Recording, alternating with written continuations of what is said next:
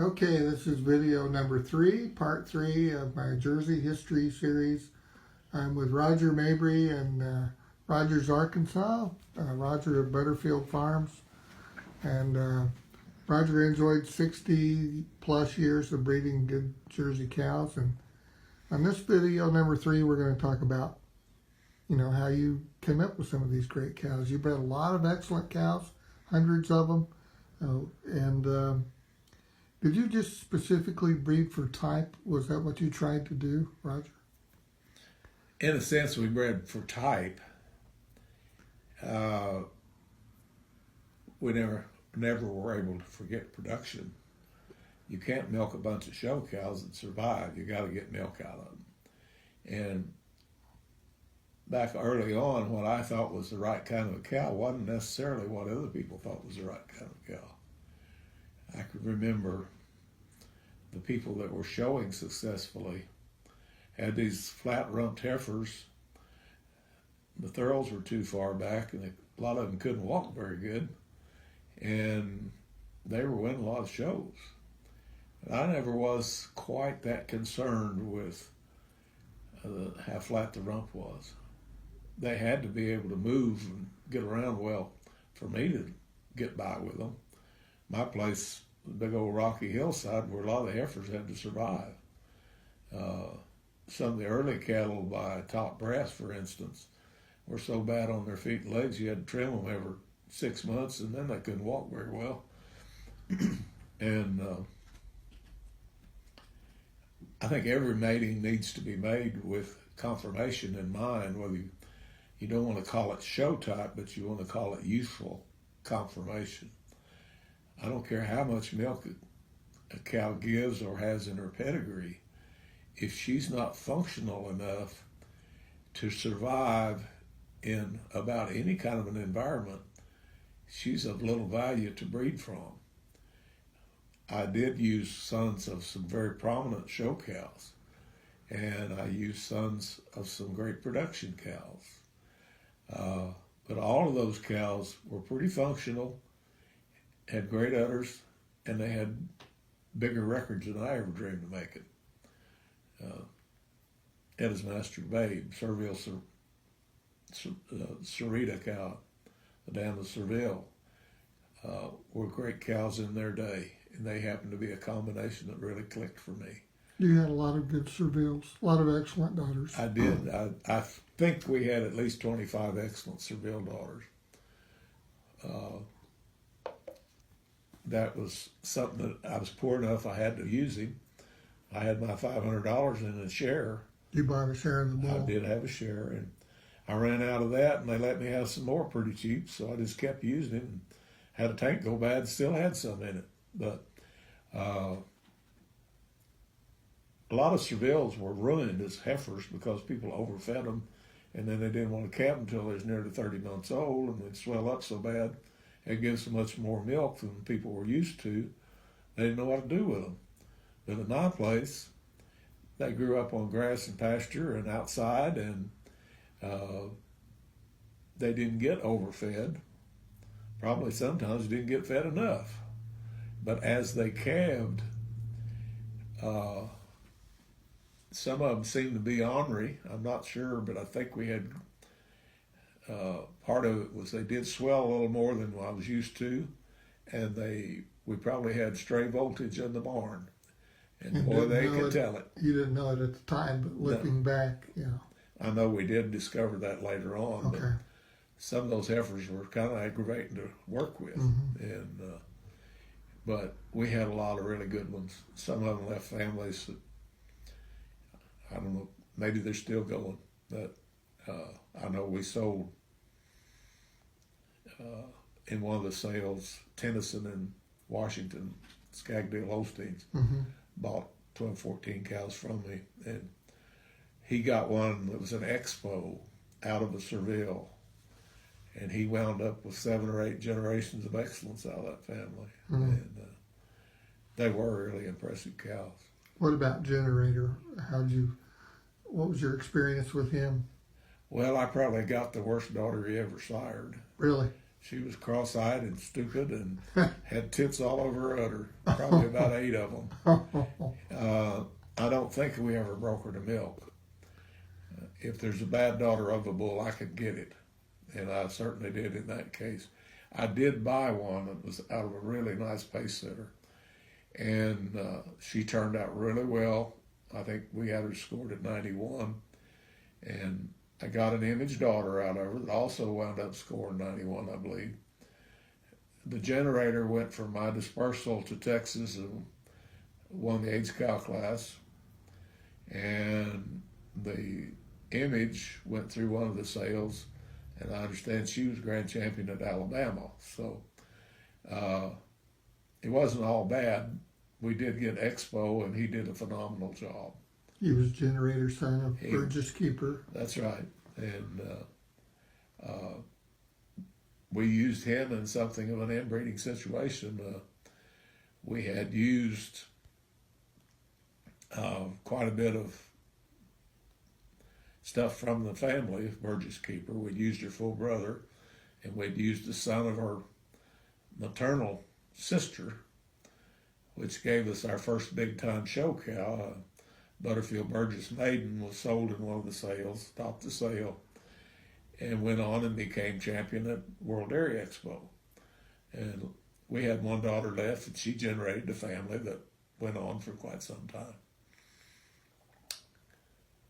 I remember the Expos. They were nice cattle. They were. They had plenty of milk. The bull had started out with 1,050 plus, I think. And unfortunately, in those days, so much of a bull's proof depended on his mother's sire's proof. We almost couldn't prove a bull or even use a bull if he didn't have pluses all over his pedigree. This thing was stacked so that a bull with any negatives never got past it. And some of the powers that be in the club had dictated that we need to learn to milk cows and like the way the ones that milked looked. And some of those damn cows didn't deserve to be milked, and they certainly weren't milkable after the second lactation. Some of those bulls that were most popular lowered fat content, they lowered longevity, they had inherent problems in their feet and legs, and they were not real useful. But a lot of people felt pressured to use those bulls. They were pressured. They were ostracized. If you weren't going to get on the board of directors if you used one with negatives, it got to where you couldn't put one in any sale that the club had any association with if it was by a minus bull. We had one kicked out of the Kentucky National one time, and she and another one, both of them had as master sleepers, went through the Folk Classic. Max Gordon got one of them. She went on to be quite a cow and was the dam or granddam of the Mickey cow that went to Canada and won the Royal Winter Fair 3 or 4 times in her class, at least. May have been champion, but left quite a legacy. And then but they weren't good enough for the Kentucky National. And another time we had, well, at that same time, the other master sleeper went to Ohio, and she made quite an impact too. And another time we sold a really, really good Edis master sleeper out of a Seville, which was a great combination. And it looked like she was a shoe-in to be champion at the Kentucky National, but the powers that be made sure she wasn't, and we got cheated out of several $1,000s. Mm.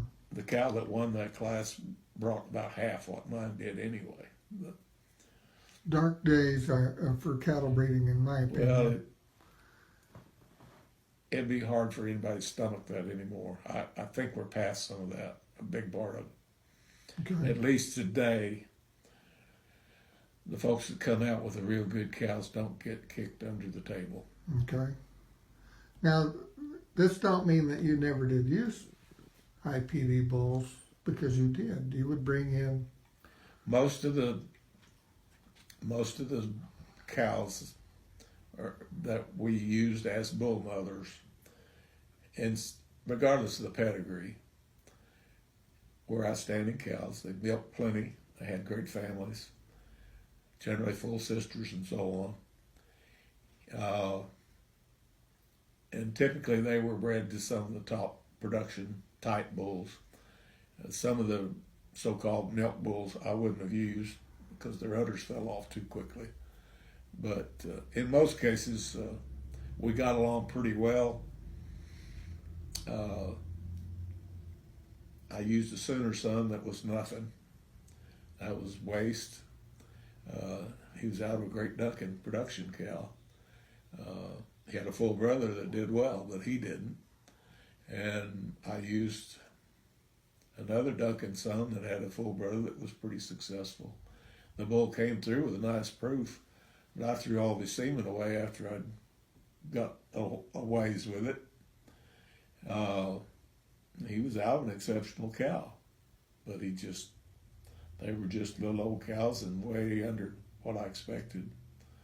We used a top brass son from Maplelawn that was out of a good Justin cow. Had a sister that made over 30,000 by some other bull, and that bull did a phenomenal job. Top brass generally had poor feet and legs. I had one bull on the farm for a while that was crippled after about 2 weeks because his pastures were so bad. But the Top Tony bull did a good job. They weren't fancy heifers by any means. Midnight Observer was that way. He didn't sire fancy heifers. You kind of could have wondered if they were pure Jerseys. They looked a little like Simmentals or Beefmaster or something. But when they calved, it all changed. They milked off, got clean enough and sharp enough, and had great udders, and they gave plenty of milk, and they were quite movable. Even the ones that weren't real pretty were still useful, and people would pay good money for them because they had good udders. Did you follow anybody else's breeding philosophy or develop your own as it went? Well, a lot of it just happened, but in retrospect, most of the bulls that did me a good job had some Advancer Sleeping Jester in them somewhere. Sleeping Milestone. Anything with the Beauty Master Advancer in it from... Yeah, well, a lot of them had beauty in them, and even I think Champion had a little sleeper in him. I'm not sure, but he would have, because his dam was what was she? Anyway, she was by a bull that had some in him, and I'm not thinking right at the moment, but just about every bull that really worked had some sleeping jester. And an old horse breeder one time told me that he wouldn't use anything unless it had what he called a trail line to a particular bull or particular stud or female. And essentially, it wasn't always planned, but that's kind of what happened. Yeah. Looking back at old pictures today, I really, really admire the old Sleeping Jester daughters themselves and so many granddaughters. It's great cattle. Yeah. Ahead of their time, I think. Well, they probably were. I wasn't as excited about them as some folks were. I saw some in Kentucky in the small herds out there. And I saw Adventure Sleeping Pamela. A lot of people admired that cow, but to me, they weren't commercial enough. They were really correct. Sometimes they were just too small to suit me. Sleeper Joy is a cow that comes to mind. Yeah, Sleeper Joy, I think, she could have been a national champion. If her name had generator in it, she might well have been. She got beat that year by Topsy, right? Right. I believe I'm pretty sure that's correct. I guess Happy Valley had them both, but If the names had been switched, well, it might have been different. I thought she looked perfect in the pictures, but you were there and saw her. Yeah, she did, and I probably was naive to even think I could make that decision, but I know at the ringside there was some grumbling. And, let's switch gears here a minute. How do you feel about this JX phenomenon that has happened to the Jersey breed? I can't say that I like it. I'd like to I wish it had been headed off. There wasn't much you could do about the bulls that had already been spread around the world that were out of that old cow. But we should never have allowed sons of those bulls into AI, and we should not allow, in my mind today, anything that is not sired by a purebred Jersey bull. That said, it's not all going to be damage.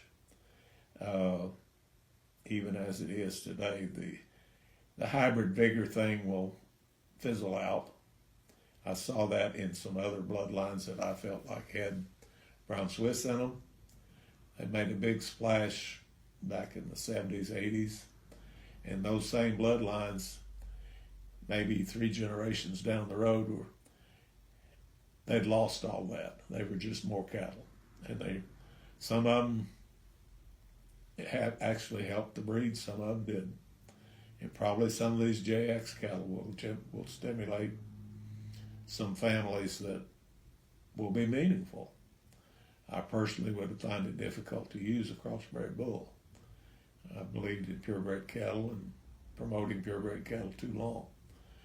In fact, I think you used to say in your advertising, if I remember right, you didn't call it registered jerseys, you called them purebred jerseys. Well, I don't remember. I probably did. Or pedigree jerseys. Maybe that's what it was. Well, we used to have a slogan of quality without compromise. It's on the bottom of the stationery. Okay. And I used that. And I believe in that. If you're going to breed purebred cattle, horses or whatever, quality has to be a big component there. And if you have quality and no functionality, you haven't got much. If you've got something that's functional for a couple of years, you haven't got much. Most great cows, only if you're lucky, you'll get one daughter of them that equals the mother. Maybe you can get a son that will do a great job. There's a lot of great cows individually that could not produce a son that was of any value. It's just how it works. Just the way it is. And some of the bulls that made the greatest impact, if somebody else had had them, then knocked them in the head. Boomer Sooner made a huge impact. I can remember Neil Smith telling me that if he'd owned that cow, he'd have probably knocked that bull in the head. And probably we have knocked a lot of good bulls in the head because we were so intent on running to the same well for the same drink of water. Too many bulls are brought out of the same families, out of the same herds, the same bloodlines, just because they index higher or they come up with genomics that's higher. Mm-hmm. It's a good way of putting that. You can only go to the well so many times. That's true. Looking to the future, for the Jersey breed, what do you see? What would you like to see? What's the perfect Jersey cow of the future to you? What would she look like? Well, I've owned a few that were pretty damn near ideal. Burgess Keeper was certainly one of those. The Pollyanna cow was one of those. They both had several excellent daughters, sons that did the right stuff. The cows that I've seen in other herds recently, the Colton daughter that was champion at All-American last year, to me, is about as near perfection as I've seen. Owned by the Kitely family. That's true. Or Core family. And Core. That's right. I thought I saw her a couple of years before she won, and I didn't think she was quite in her Sunday clothes then, but I might have made her champion that year. She wasn't quite railed out, and she wasn't this year. But an ideal cow to me is not going to be just down to skin and bones. I've had some of those, and it's really hard to make them survive. They're more likely to have mobility problems because they lose strength.